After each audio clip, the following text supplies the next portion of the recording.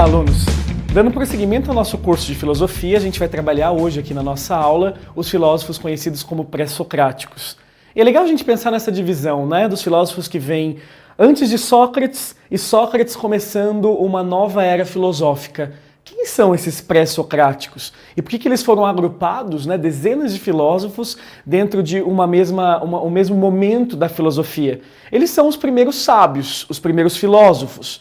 E a sabedoria para eles é tentar perguntar sobre a origem do nosso universo, sobre o seu funcionamento. E a preocupação desses filósofos é muito mais, inicialmente, sobre o que a gente já viu na nossa primeira aula introdutória, a chamada physis. A physis, que vai dar origem à palavra física, ela significa natureza. A preocupação deles é com o universo natural.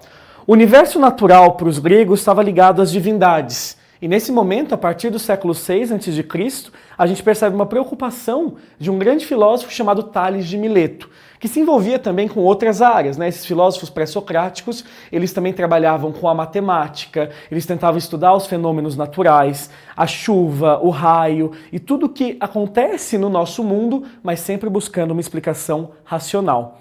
A razão, ela passa a ser mais importante, inclusive para esses caras, do que a mitologia. A gente já viu na primeira aula que pode ter uma influência entre as duas formas de conhecimento, mas eles não vão recorrer a elementos mágicos. Esses filósofos pré-socráticos, eles vão ser chamados de filósofos cosmólogos, porque eles estudam a físis para tentar compreender os princípios do cosmos, ou então, traduzindo aqui para vocês, os princípios do nosso universo. O cosmo, ele é, na verdade, o nosso universo, né? Esse conhecimento, eles vão tentar entender o que deu origem ao cosmo e como ele se desenvolve. E cada um vai ter uma ideia muito diferente.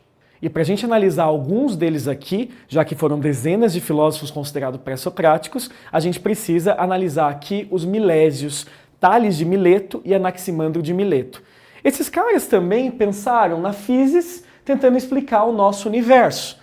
E esses caras, né, o Tales e o Anaximandro, uma relação aí de mestre e discípulo, a gente percebe os fundamentos do pensamento filosófico no Ocidente. O Tales de Mileto, por ter vivido no Egito durante muito tempo, ele observou que o rio Nilo era uma fonte de vida naquela região desértica. E ele então percebeu que a água está ligada aos processos da vida no nosso mundo. Quando a gente pensa, por exemplo, em observação, em observar, né, a água como um fundamento primordial para a vida, a gente percebe que na observação do Tales, no pensamento dele, a água está ligada ao nascimento. Quando a mulher vai dar à luz, estoura a bolsa e sai dela água. Quando uma pessoa morre, por exemplo, o corpo vai secando. E conforme o corpo perde a água, ele vai perdendo também, na interpretação do Tales, a vida.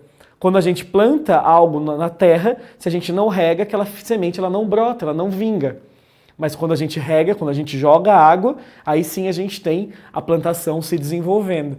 Então Tales de Mileto colocou como princípio a água. E aí muitos filósofos posteriores questionam, será que o Tales de Mileto não pensava na água? Justamente porque uma das divindades primordiais era o deus oceano, segundo a mitologia. E dá pra gente perceber essa relação de influência. O Tales de Mileto ele foi um importante matemático, o Tales de Mileto ele desenvolveu outros pensamentos, mas ele foi o primeiro no Ocidente a desenvolver um princípio, desenvolver aqui o que a gente chama de arquê. Como a gente falou na nossa primeira aula, eu disse que a gente ia usar essas ferramentas nas próximas, e esse princípio conhecido como arquê é um princípio que mostra pra gente que eles estão preocupados em explicar o funcionamento do nosso universo, como tudo começou, como tudo nasceu e como se desenvolveu. Só que tem uma regra para o princípio filosófico ser válido nesse sentido.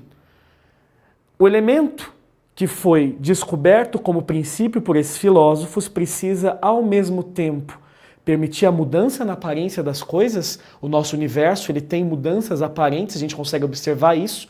Tudo parece mudar, né, no físico, tudo parece mudar ao nosso redor, mas ao mesmo tempo a essência desse princípio tem que permanecer. A essência não pode ter mudado. O que existiu no começo deve existir hoje em dia. E a água atende esses requisitos. Porque a água, por exemplo, ela muda de estado, mas ela não deixa de ser água. Tanto é que a gente coloca na nossa linguagem atual uma palavra nova para água, né? Gelo. Gelo é água congelada. E se você derreter o gelo, né, se você conseguir transformar novamente o gelo em água, você percebe que a água não perdeu as suas propriedades. Então, quer dizer, muda a aparência sem mudar a essência. A mesma coisa acontece com o estado gasoso. Se você condensar a água em estado gasoso, ela volta a ser água novamente, porque ela nunca deixou de ser água. Então, Tales de Mileto, ele coloca esse princípio universal como a água, porque a água ela tem todas as características e está envolvida aí, direto ou indiretamente, com todos os seres, segundo Tales de Mileto. Já o seu discípulo, Anaximandro de Mileto, ele vai um pouco além do Tales. O Anaximandro, ele não coloca como princípio universal um elemento físico. Ele coloca o que a gente chama de apeiron. Apeiron, para ele, é o ilimitado. Apeiron é o indefinido, o indeterminável. A gente fala que a ideia do Anaximandro é trabalhar com o infinito. O Anaximandro percebe que existem mudanças infinitas o tempo todo em todos os processos e que no final nada se perde. O Anaximandro tem uma ideia mais abstrata que vai ser usada por outros filósofos, ainda pré-socráticos, para tentar explicar o funcionamento do universo. Aquela ideia, por exemplo, do Lavoisier, de que nada se cria, nada se perde e tudo se transforma. Essa ideia, por exemplo, tem muito a ver com os estudos sobre o Anaximandro. A gente tem poucos fragmentos desses pré-socráticos, mas o pouco que a gente sabe revela aí ideias ambiciosas para tentar explicar o nosso universo. E existe uma coisa que nunca muda, a ideia de que tudo está preso a um ciclo de eterna renovação. E esse absoluto, esse indeterminável, né, esse infinito que o Anaximandro fala, pode ter dado origem a todas as coisas e permanece até hoje. É visível, a gente consegue enxergar isso em todos os processos. É só a gente pensar, por exemplo, no ciclo da água. Né? A água ela não se perde. Então, quando a água é tratada, volta a ser consumida, a gente tem a evaporação, depois ela se precipita, volta. O ciclo da água, por exemplo, explicaria de uma forma mais clara essa transição, né? essa ideia mesmo de ciclo infinito e que não acaba nunca, segundo Anaximandro. E uma outra escola também que surgiu nesse momento, muito importante, é a escola conhecida como escola pitagórica, e é claro que tem como principal representante o grande matemático Pitágoras. Inclusive o Pitágoras ele vai influenciar outros filósofos como Platão, mas o Pitágoras e os seus discípulos acreditavam numa ideia um pouco diferente de que o princípio universal para os membros dessa escola pitagórica eram os números. Aí você me pergunta, né, mas Gui, os números eles não são representações? Para a nossa cultura sim, mas para o Pitágoras os números são entidades reais com natureza própria. E estudando os números a gente conseguia compreender melhor o nosso universo. Por exemplo, ele dizia que tudo no nosso universo tem medidas. A gente pode traduzir tudo em números. Quantos fios de cabelo, qual a altura de uma pessoa, qual a medida de um objeto. E até, por exemplo, a gente pode quantificar sentimentos. De 0 a 10 numa escala, o quanto você ama alguém, o quanto você odeia alguém. A gente pode colocar e traduzir tudo em números. Então o nosso universo são números. E o Pitágoras fala uma coisa muito legal sobre o nosso universo. Ele diz que os números estavam aqui muito antes do homem perceber esses números através da matemática. O homem inventou, sim, a matemática e as representações, mas o homem não inventou os números. As medidas sempre existiram. O Pitágoras diz que os números, eles aparecem em tudo no nosso universo. E o nosso universo, na verdade, é um poema e a matemática é a linguagem. O nosso universo ele foi descoberto, ele foi lido pela matemática, que deu, né, a noção para os homens dessas medidas. É a mesma coisa se a gente colocar dentro de uma sala, pedir para os adolescentes medirem essa sala. A gente consegue, obviamente, multiplicar, né, as medidas dessa sala e chegar na metragem cúbica dessa sala. E depois colocarmos um bebê dentro dessa sala. O bebê não vai conseguir medir essa sala, porque ele não sabe ainda. Mas as medidas da sala continuam existindo. E o Pitágoras coloca então o número, o nosso universo, como base numérica, então o funcionamento do universo de acordo com essas medidas e com esses números. E outra escola importante para a gente analisar aqui também, dando prosseguimento ao nosso curso, é na verdade a escola dos atomistas, Demócrito e Leucipo. E esses dois são muito famosos, mais o Demócrito, né, que também entra aí no aprendizado de química. E é muito legal a gente perceber que a preocupação dele não foi só com um elemento, né, químico, ou então pensando apenas na principal teoria dele dos átomos. O Demócrito nunca viu um átomo. O Demócrito, na verdade, intuiu essa ideia de átomo. O Demócrito, como um grande pensador e um grande filósofo, ele vai imaginar, vai criar uma noção que é muito legal para a filosofia grega, a noção de que o vazio existe e que o preenchimento do vazio possui os chamados átomos, que são partículas do ser primordial.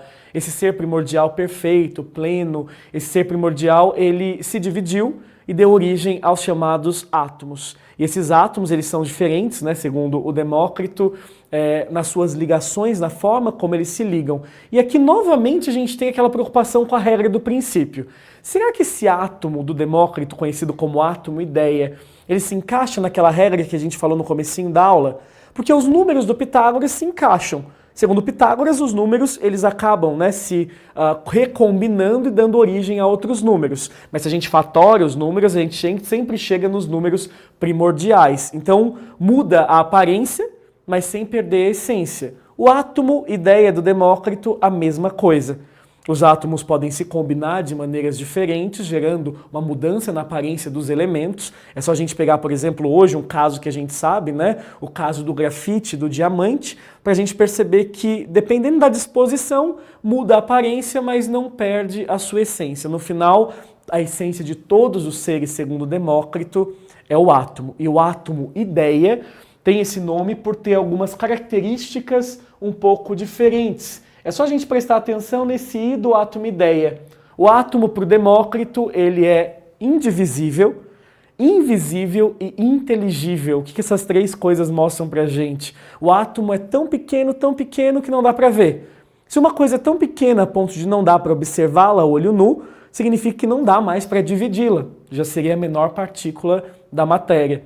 E aí a parte do inteligível a gente consegue explicar dizendo o seguinte: os átomos eles se unem e se separam, a gente não sabe direito explicar o porquê. O Demócrito não sabia, por exemplo, os nossos estudos atuais sobre a eletrosfera do átomo. Ele não sabia dos elétrons, das ligações, né, entre esses elementos. O Demócrito ele supôs o seguinte: não sabemos por que eles se unem ou se separam. A gente só sabe que isso é da natureza do átomo. Os átomos se comportam assim. Quando eles se ligam, dão origem às coisas, as coisas nascem.